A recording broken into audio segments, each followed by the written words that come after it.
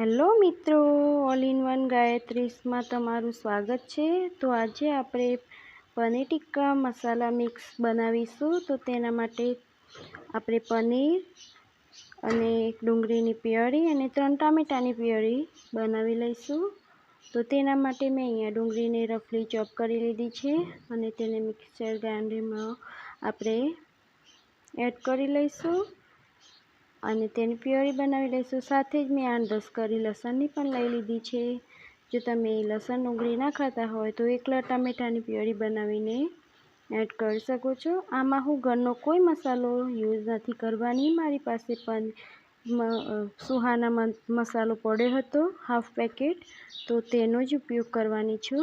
તો હવે આપણે ટામેટાની પ્યોરી બનાવી લઈશું।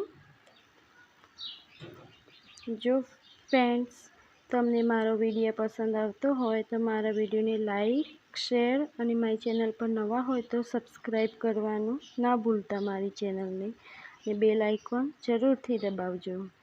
તો આપણે 100 ml જેટલું એક બાઉલમાં દૂધ લઈ લીધું છે અને તેમાં જે સુહાના પેકેટ મસાલો હતો તેની એક પેસ્ટ બનાવીને રેડી કરી લીધી છે। હવે આપણે ગેસ ઉપર એક તવો રાખી લઈશું અને એક બાઉલમાં આપણે નોર્મલ ટેમ્પરેચરવાળું પાણી કાઢી લઈશું। હવે તેલ તવા પર રાખીશું।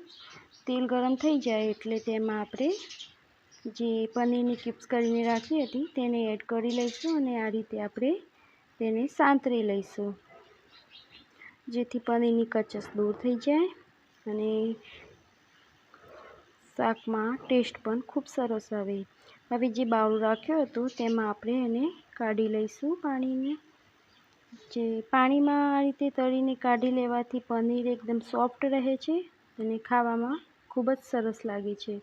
હવે આપણે એક કઢાઈમાં આપણે આ રીતે તેલ લઈ લઈશું અને તે ગરમ થાય એટલે એમાં આપણે ડુંગળી લસણની પ્યોરી જે બનાવીને રાખી હતી તે એડ કરી લઈશું અને તેને સારી રીતે આપણે સાંતળી લઈશું।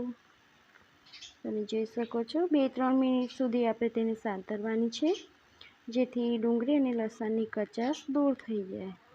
હવે આપણે તેમાં ટામેટાની પ્યોરી એડ કરીશું। આપણે ઘરનો કોઈ મસાલો એડ નથી કરવાનો। હવે ટામેટાને સારી રીતે મિક્સ કરી જ્યાં સુધી પાણી ન બળી જાય ત્યાં સુધી આપણે તેને આ રીતે હલાવીને થોડી વારે હલાવતા રહેવાનું છે અને તૈયાર કરી લેવાનું છે। ગ્રેવી આપણી સરસ તૈયાર થઈ ગઈ છે। હવે તમે જોઈ શકો છો તેલ છૂટું પડવા લાગ્યું છે। હવે આપણી ગ્રેવી એકદમ છૂટી થઈ ગઈ છે। આ સમયે આપણે જે પેસ્ટ બનાવીને રાખી હતી દૂધમાં મસાલાની તે એડ કરી લઈશું અને સાથે જ આપણે હલાવતા રહીશું। એકદમ સરસ મિક્સ કરી લઈશું અને 4થી 5 મિનિટ સુધી આ રીતે હલાવતા રહેવાનું છે, જેથી આપણો મસાલો સરસ રીતે મિક્સ થઈ જાય। તમે જોઈ શકો છો 4થી 5 મિનિટ સુધી આપણે એને હલાવતા રહ્યા છીએ। તેનો કલર પણ એકદમ સરસ ચેન્જ થઈ ગયો છે।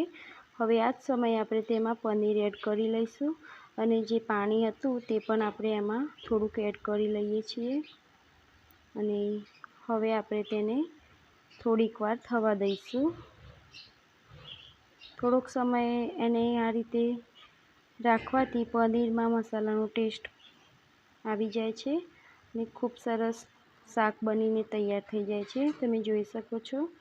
હવે આપણે તેમાં 1 ચમચ જેટલી મલાઈ એડ કરી લઈશું। જે ઘરની રેગ્યુલર મલાઈ હોય છે તે જ મેં લઈ લીધી છે અને હવે આ રીતે મિક્સ કરીને આપણે ગેસને ઓફ કરી લઈશું અને 1 ક્યુબ્સ મેં અહીંયા ચીઝનું લઈ લીધું છે, જે હું છીણીને એડ કરી રહી છું, તેથી ટેસ્ટ ખૂબ જ સારો આવે છે। હવે આપણે સારી રીતે મિક્સ કરી લઈએ અને ગેસ ઓફ કરી લઈએ। હવે તૈયાર છે આપણી ભાજી, તો આપણે સર્વ કરી લઈશું। હવે તો તમે આ ભાજીને પરાઠા સાથે, રોટલી સાથે કે પછી નાન સાથે સર્વ કરવામાં આવે છે, તે ખૂબ જ સરસ લાગે છે। તો મારું આ રેસીપી ગમી હોય તો વિડીયોને લાઈક શેર અને મારી ચેનલ પર નવા હોય તો સબસ્ક્રાઈબ કરવા ના ભૂલતા. Okay, bye bye.